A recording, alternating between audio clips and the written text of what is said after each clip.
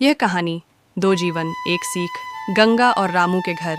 गंगा सुबह सुबह उठकर रामू और परिवार के लिए नाश्ता बना रही थी।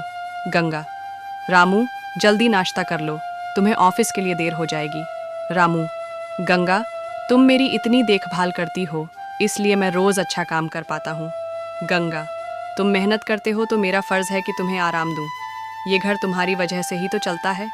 संजना और आकाश के घर। संजना बिस्तर पर लेटी हुई थी और आकाश ऑफिस जाने की तैयारी कर रहा था। संजना: आकाश, मुझे आज घर का कोई काम मत कहो, मुझे दोस्तों के साथ शॉपिंग पर जाना है। आकाश: संजना, कभी कभी तुम भी थोड़ा साथ दिया करो, मैं अकेला ऑफिस और घर दोनों संभाल रहा हूँ। संजना: तुम्हारा काम है पैसे कमाना, घर के काम के लिए नौकरानी रख लो, मुझे अपनी लाइफ जीने दो। संजना धीरे धीरे आकाश को उसके परिवार से दूर करने लगी। संजना: आकाश, तुम्हारे माता पिता हमेशा हमारे फैसलों में दखल देते हैं, मैं उनके साथ नहीं रह सकती। आकाश: पर वो मेरे माता पिता हैं, उन्हें अकेला कैसे छोड़ दूं? संजना: अगर तुम उनके साथ रहोगे तो मैं यहाँ नहीं रहूंगी, फैसला तुम्हें करना है। आकाश ने मजबूरी में अपने माता पिता को अलग कर दिया। दूसरी ओर गंगा ने अपने सास ससुर को अपनी सेवा और प्यार से खुश कर दिया था। सास: गंगा, तुम बहू नहीं, हमारी बेटी हो, तुम्हारे जैसा कोई नहीं हो सकता। गंगा: माँ जी, ये सब तो मेरा फर्ज है, से ही तो खुशियाँ आती हैं। संजना ने तलाक की धमकी देकर आकाश से संपत्ति और पैसे मांगने शुरू कर दिए।